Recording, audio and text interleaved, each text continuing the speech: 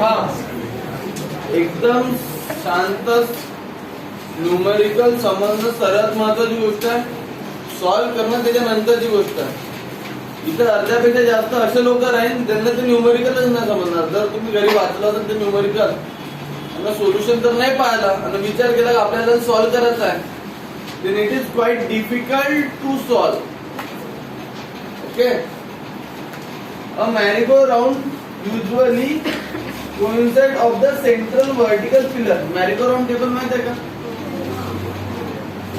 माहित आहे? नाही माहित ना? आपण का कंचे फेकणार?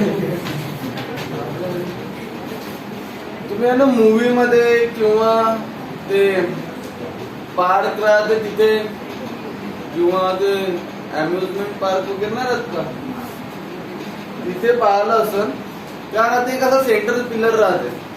ठीक आहे, आणि त्या सेंट्रल पिलरवर अशी छत्री सारखं बनवलं राहते. ठीक आहे, लाईक दिस. हा सेंट्रल पिलर राहते ग्राउंड सरफेस. जो बोलेल ना आता बोलताना दिसत ना तो पूर्ण न्यूमेरिकल सांगतो सांगा. ठीक है, वो लोग ऐसे छतरी जैसा जो ऊपर का रहता ना रूफ, उसको है ना ऐसे सिंगल सिंगल बार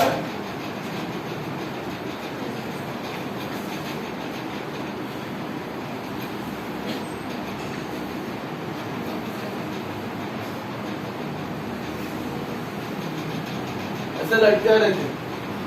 समझ में आएगा? और यहाँ पे ना ऐसा एक तो चेयर नहीं तो घोड़ा रहता है, तो घोड्याच्या पाठीतून एक दंडा निघते आणि तो वरती त्या छत्रीत जाऊन चिपकला राहते. मग त्या घोड्यावर बसत असं मदत पकडून राहत. ठीक आहे, आणि जसं जसं ते छत्री फिरली कुठे फिरायला गेली. होमवर्क केलं का ते न्यूमेरिकल वया दाखो. हाँ, तो फिर वो घोड़े पे बैठे, फिर वो छतरी जैसा है ना वैसा गोलता गोल गोल घूमता है. तो जैसे गोल गोल घूमना चालू हो जाता है तो घोड़ा ऐसा था. माहित आहे का? बरोबर आहे ना. पहिले ते पोपटे बरोबर चुपचाप बसले राहते, खूप मजा येते ना, गोल गोल घूमते. पण ज्या जो खूप जोरात स्पीड न घुमायला लागला तो तिरपा पडला. समजत आहे का काय म्हणतो? बस वही कॉन्सेप्ट है, उसके ऊपर न्यूमेरिकल है. समझ का मेरे को राउंड टेबल.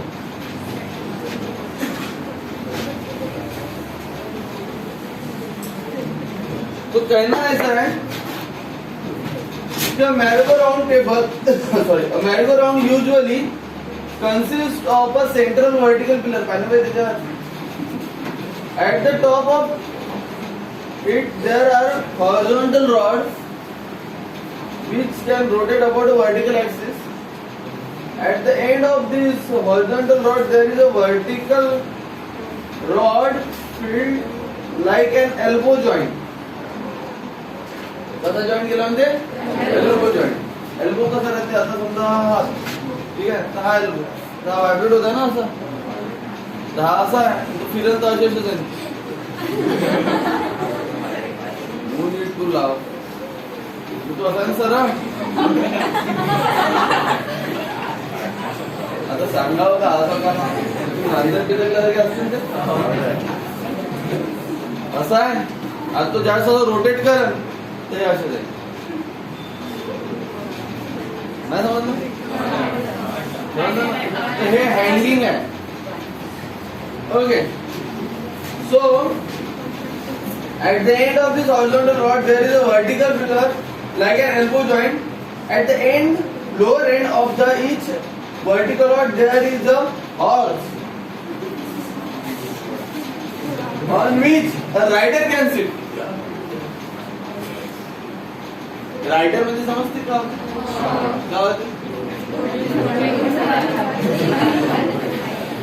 कोणत्या शाळेत शिकले रे तुम्ही रे? ट्रक चालत जाईल का म्हणते? ऑटो चालत जाईल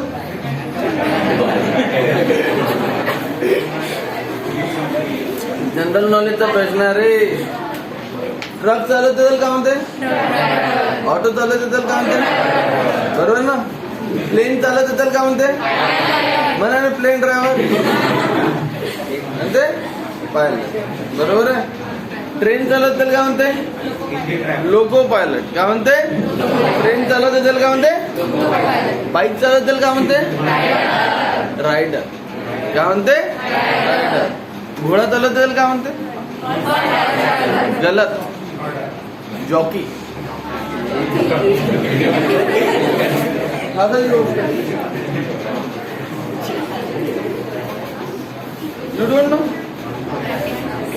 मूवी नाही पाहिली रेस, त्याच्यात तो पैसा, तो म्हणते ना मैं पैसा घोडे पे नहीं जॉकी पे लगाता हूँ.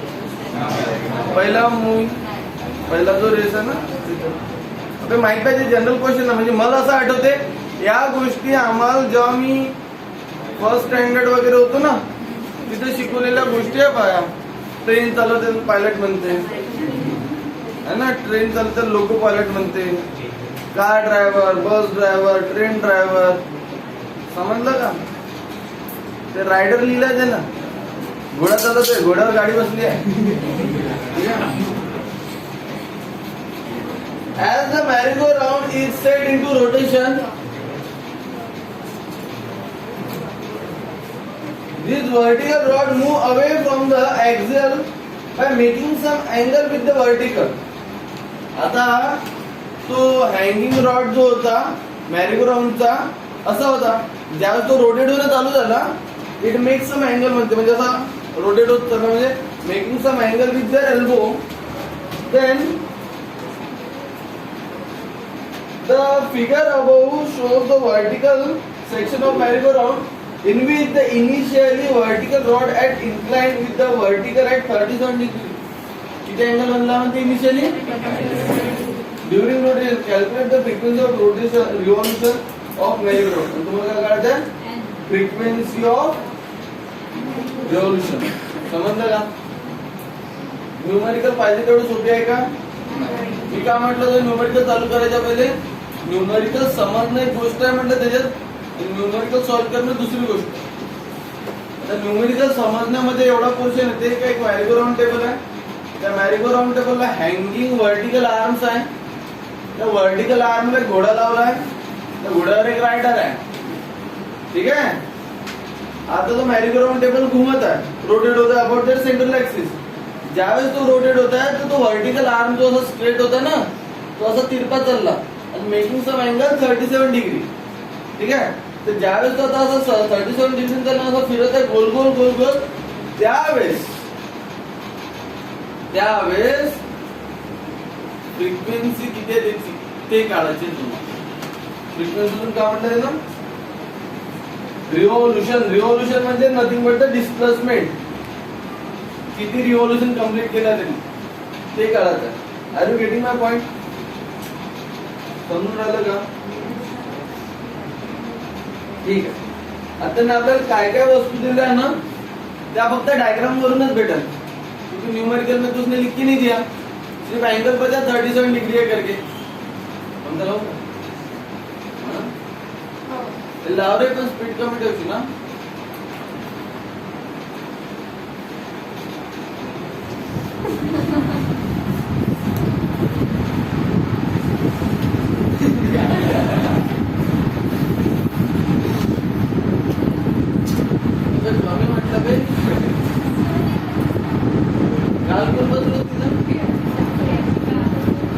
कमी रोटेट करणार.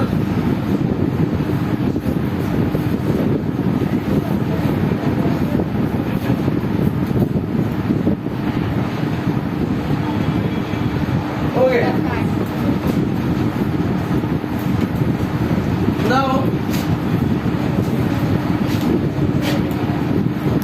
see the numerical.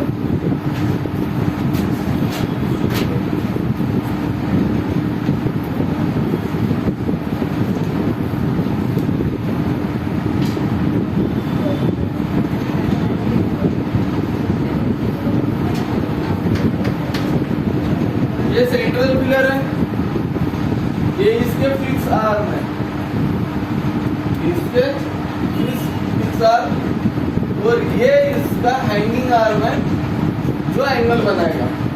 ठीक है,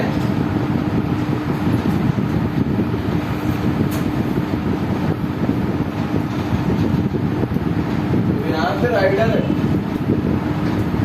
राइडर को हम पॉइंट मास कंसीडर करेंगे।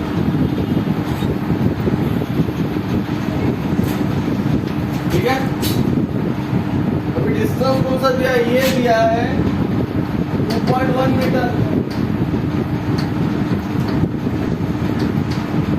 और ये दिया है 1.5 मीटर।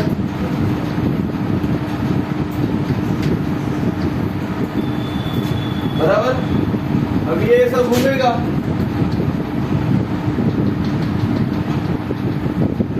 ये हो गया इसका रेडियस।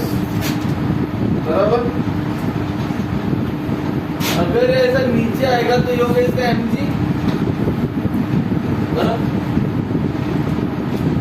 इसके अलावा रहेगा टेंशन, इसके निकलेगा दो कंपोनेंट, एक निकलेगा वर्टिकल,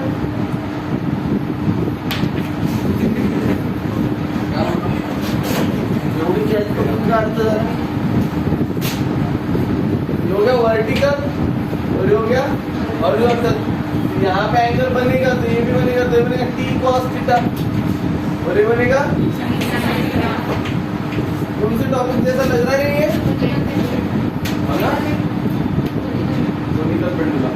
बराबर है, तो अगर मैं इसके कंपोनेंट के बारे में बात करूं तो t cos थीटा को कौन बैलेंस कर रहा है, ठीक है, आता पटकन टाइटल मैंने तुम्हारा प्रॉब्लम नहीं है, पहले बात तुमचा विषय है। और हॉरिजॉन्टल को कौन करेगा, sin theta is equal to mv square upon r। समझा क्या, इसमें कोई problem, mv square upon r को हमारा ओमेगा स्क्वायर बोलते ना, डायरेक्ट हमारा ओमेगा स्क्वायर लिखते ना, तो घूम रहा एंगुलर है तो वर्टिकल दिया भी नहीं है वैसे, m r omega square. Okay,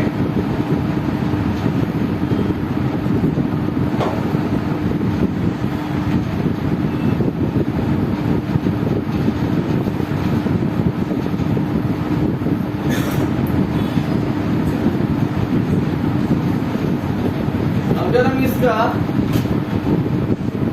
t sin theta upon t cos theta is equal to क्या होता है रे, mr omega square upon mg, mm cancel, tan theta is equal to r omega square g। Okay, omega put omega is equal to 2 pi n, frequency होना ना अपने को, तो हो जाएगा tan theta is equal to r 2 pi n का square upon g, तो tan theta is equal to r into 4 pi square n square upon g। अभी g is equal to pi उसने ब्रैकेट में दिया था क्या, पाई स्क्वायर बोला, और r का वैल्यू अपने पास है नहीं, सबसे इम्पोर्टेंट बात तो वही है वहां पे,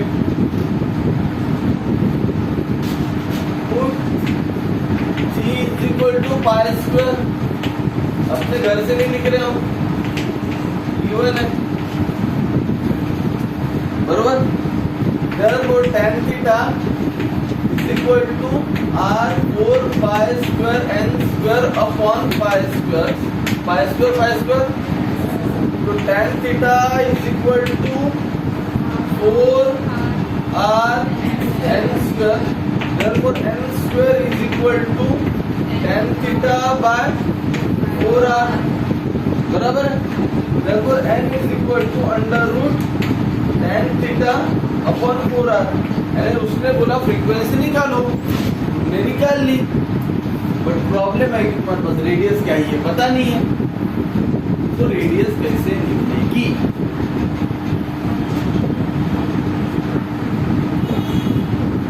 इंटरेस्टिंग दोस्तों,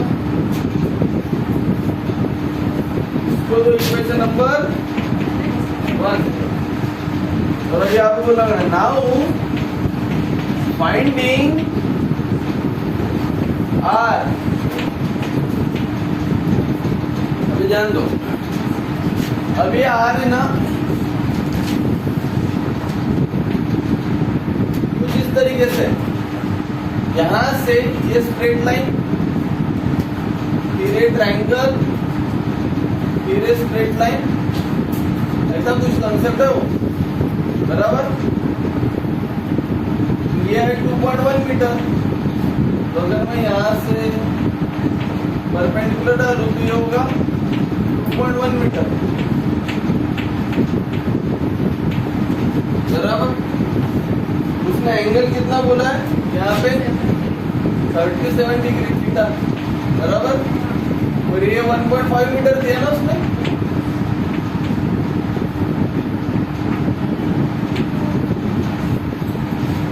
हमारे। अगर मुझे ये, इसको मैं बोलता एक्स पता चल गया तो मेरा आर इतना आर है नहीं,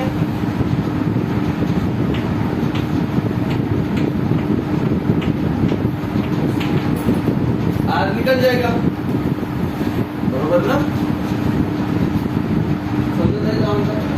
अगर 2.1 इतना पोर्शन है तो बचा हुआ पोर्शन एक्स है ना, अगर मेरे को एक्स पता चल गया तो ये 90 हो गया ना।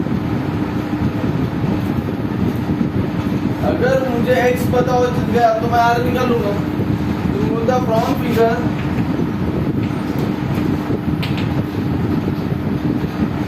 R is nothing but 2.1 plus x, बराबर।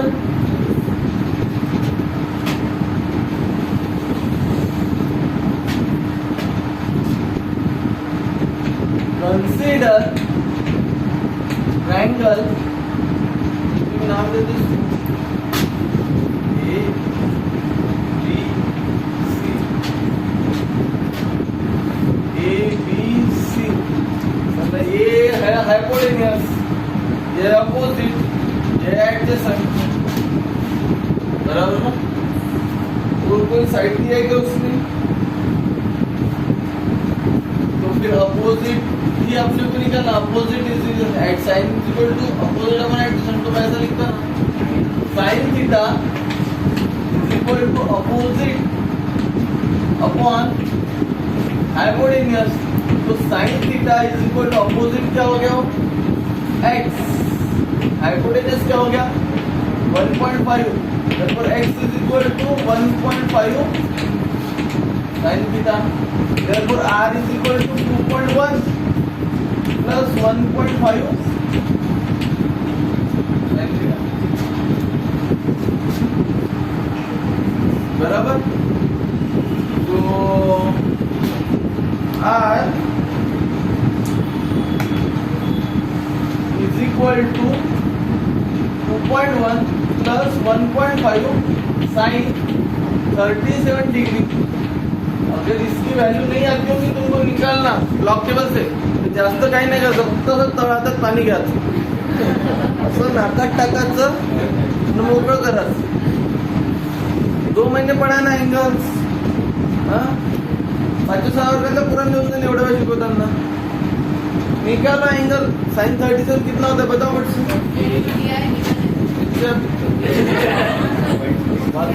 0.6, तो R is equal to 2.1 plus 1.5 into 0.6, 15 का 90, बरोबर ना।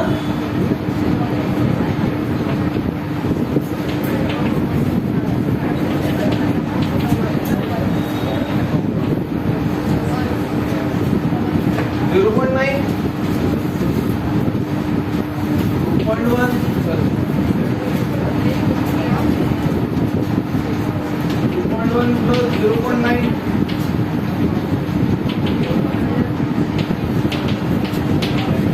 So R is equal to 3. Mill Gaya? Put R is equal to 3 in 1. Therefore N is equal to under root tan 37 degree upon 4 into 3. ये सब दिएंगे ना तेरे को? ये नहीं दिया ना? भाई तुम्हें सब देंगे अपने को. निकालो अभी tan 37 लगभग उतना ही रहता.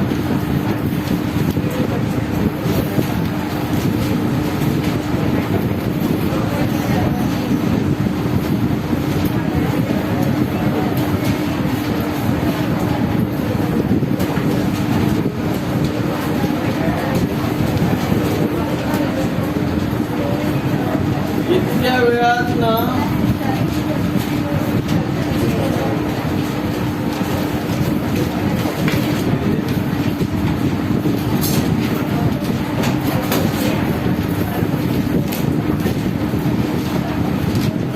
कितना आता रे 0.7 ना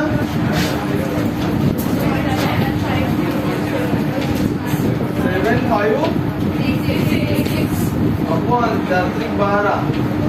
अभी ऐसे न्यूमेरिकल किए तुमने सॉल्व.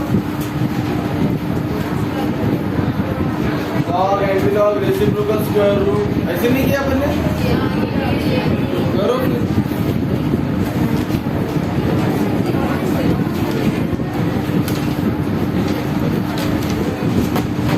नेचुरल टेंशन परे मामा.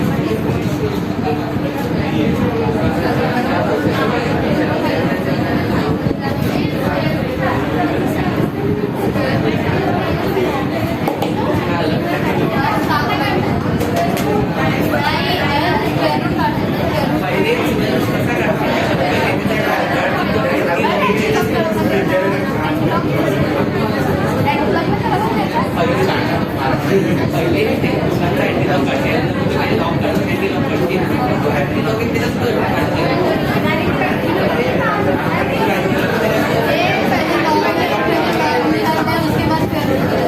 आलं का रे आन्सर?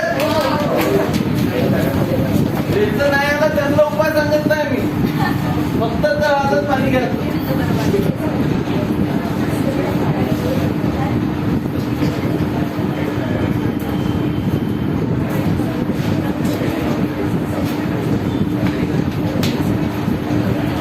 अभी है ना 1.5 वाला न्यूमेरिकल मैं समझा के दूंगा, लिहिणं बंद करा फक्त.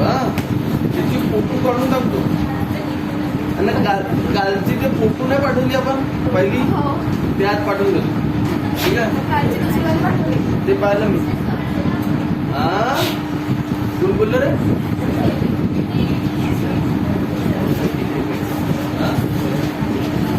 का सेकंड हा सेकंड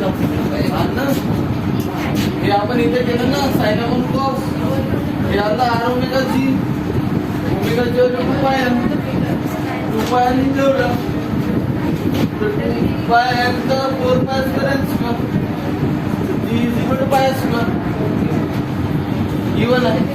पाय स्क्वेअर कटला पूर्ण का 4r n square, N square इकडे 4r इकडे घेऊन गेलो तिथं झालं बरोबर. आता एन काढायचं तर टेकिंग स्क्वेअर रूट, सर्व व्हॅल्यू फक्त आर नाही आहे, मग आर साठी हे सर्कस केली, हा सर्कस करून आर ची व्हॅल्यू आली. केलं आन्सर. ओके हा पहा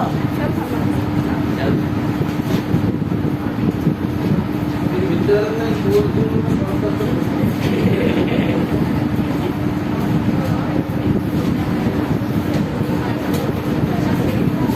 ऐका.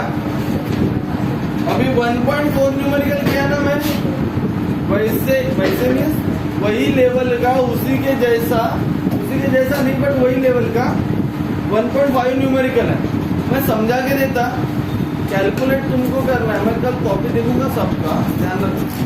न्यूमेरिकल आज कल रात को 12:30-1 बजे वो लड़की का फोन आया. हो सर मैंने इथे न्यूमेरिकल का बहुत प्रॉब्लम है सर, मैंने सॉल्व ना उन मैंने कहा करो मैंने मैं तुम्हारा सिलेबस जब स्टार्ट करने से पहले क्या बोला रे, 70 मार्क के पेपर में 21 to 23 mark K numerical compulsory solve करना है, नहीं तो तुम्हारा फिजिक्स का पेपर 50 मार्क का हो जाएगा. ऐसा बोला कि नहीं बोला मैं? तो पहले से तुमने न्यूमेरिकल के ऊपर कॉन्सेंट्रेट करना चाहिए कि नहीं, है ना. अभी कल आज पेपर है उनका फिजिक्स का, सर थियरी झाली पण ते न्यूमेरिकल नाही होऊन राहिले. न्यूमेरिकल करायच्या गोष्टी आहे का फिर सॉल्व कर लागते. कैलकुलेशन है ना, फॉर्मूले लर्न है, टेक्निक्स पता है तो हो जाएगा. अभी बुक में अगर ये न्यूमेरिकल तुम देखोगे सॉल्व किया, उन्होंने पहले आर का वैल्यू निकाल के रखा है 3, h + b sin थीटा ऐसा कुछ लिखा है शायद है, और फिर उसके बाद ये लिखा. मैंने वैसे किया क्या, I have my on techniques. मेरा सबसे पहला टारगेट ये रहता है कि अपने को क्या होना. उसने बोला फ्रीक्वेंसी निकालना है, मैं फ्रीक्वेंसी के लिए गया, फ्रीक्वेंसी के लिए देखा क्या है, ये फॉर्मूला मिला मेरे को. सब चीजें है क्या मेरे पास, नहीं. कौन नहीं है, आर नहीं है, फिर आर की तरफ गया. That is my way to find. समजलं का. ज्याची गरज नाही ती वस्तू घेण्यात काही अर्थ आहे का.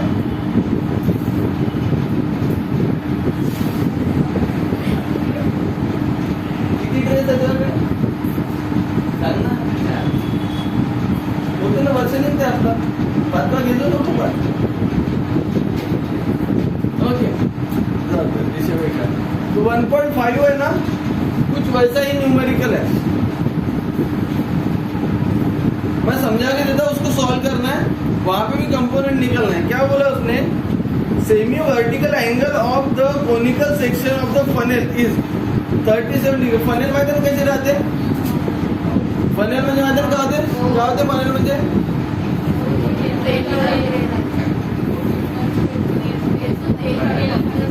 आम्ही तर पिकातून काढतो. चाळणी म्हणतो ऐसा बी शेप होता है ऐसा सर, बरोबर आहे ना.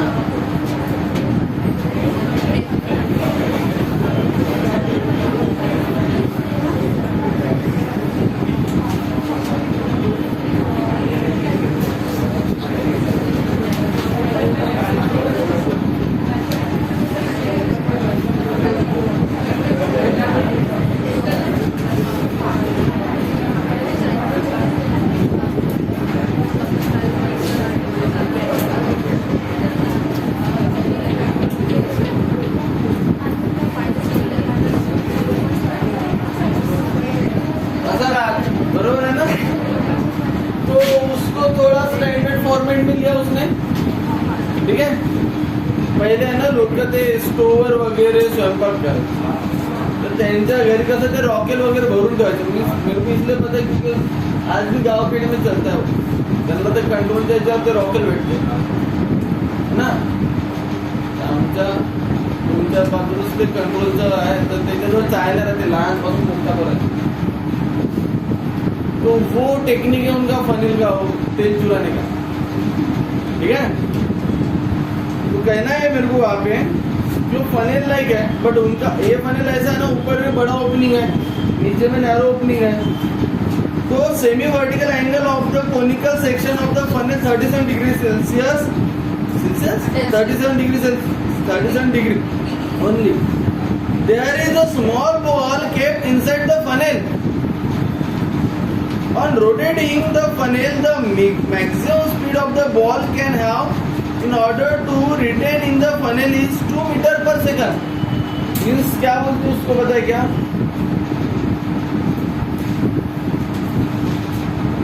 वो कसिनो में देख असं ते रोटेट करते तर तो असा बॉल घुमते गोल गोल गोल गोल गोल गोल. मग एका नंबरवर जाऊन थांबते. घरी जाऊन सांगतो ना मला सर तुम्हाला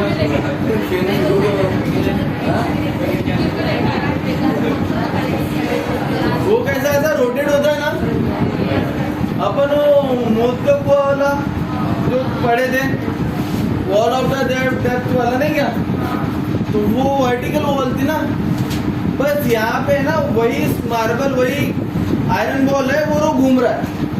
तो घूमने के लिए अगर 2 मीटर पर सेकंड का स्पीड है तो वो पाथ मेंटेन रखेगा आणि सर्क्युलर ऑर्बिट, म्हणजे तो असा फिरेल ऐसा बराबर सर्कुलर राउंड में.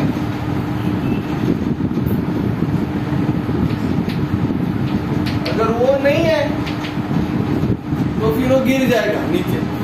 तो मैक्सिमम सेफेस्ट स्पीड निकाली थी ना अपन, sorry safest speed, maximum speed और मिनिमम स्पीड बराबर है. तो क्या बोल रहा है वो 2 मीटर पर second. Calculate the inner radius of the brim. Brim means ये, अगर मैं इसको एक्सिस कंसीडर करूं, ये है इसका radius. Find the maximum radius of the brim of the funnel. Is there any limit upon the frequency of rotation? How much is it? Is it lower or upper limit? Give logical reason. Reason तर नंतर देऊ, पहिले answer काढून घेऊ असं मला म्हणणं होतं. तो वहां पे देखो डायग्राम, वहां पे बॉल है वर्टिकल सर्कल में, वहां पे फिर उसके कंपोनेंट निकाले n cos theta n sin theta, कौन किसको बैलेंस करता है. फिर से tan थीटा का फॉर्मूला लिया और फिर से formula in terms of R लिखा. फिर R is equal to R omega होता है. फिर आर ओमेगा और tan थीटा अपॉन जी को कंपेयर करो और बाद में उसका फ्रीक्वेंसी निकालो. Try to find the solution. बराबर है. Otherwise I am here to solve, no problem at all, but at least you should do. क्योंकि आज होमवर्क क्या तुम यही है, येत आहे ना. अभ्यास करून ठेवा. जैसे ही चॅप्टर खत्म होगा दुसरे दिन पेपर हो जाएंगे. पहिले सांगितलं सरप्राईज टेस्ट कधी होऊ शकते. कॉपी कंप्लीट करून ठेवा. ज्या दिवशी न्यूमेरिकल संपले त्याच्या दुसऱ्या दिवशी तुम्हाला क्लास नोट आणायचा, ज्या चेक होणार है ना. तो रिलैक्स मोड में मत जाओ. See daily you get the physics homework. ऐसा कभी नहीं होगा कि मैं यहाँ पे आया और तुमको फिजिक्स का होमवर्क नहीं है. Never it happen. Daily you get the homework. Today you have to do numerical 1.5 as on your level. If you are not able to find the answer, I am here to solve on next day. Okay. Second, you have to complete your notebook. As soon as we are going to complete the chapter, the next day I am going to check your notebook, and very next day I am taking your paper. So be ready for paper. फिर बोल sir आम्हाला तर वेळच नाही दिला, सांगत नाही, आमचा अभ्यास नाही झाला. किती दिवसापासून तो चॅप्टर चालू आहे. ये डेट डाल के रखा ना रे तू. कौन से दिन चैप्टर स्टार्ट हुआ? मैं तेरे को बता के रखा था कि जो दिन है वो दिन का रखना करके, है ना. ऑलमोस्ट 1 मंथ के आसपास जा रहा, इतना बड़ा चैप्टर। ठीक है, so do it. That's it for the day. See you next lecture.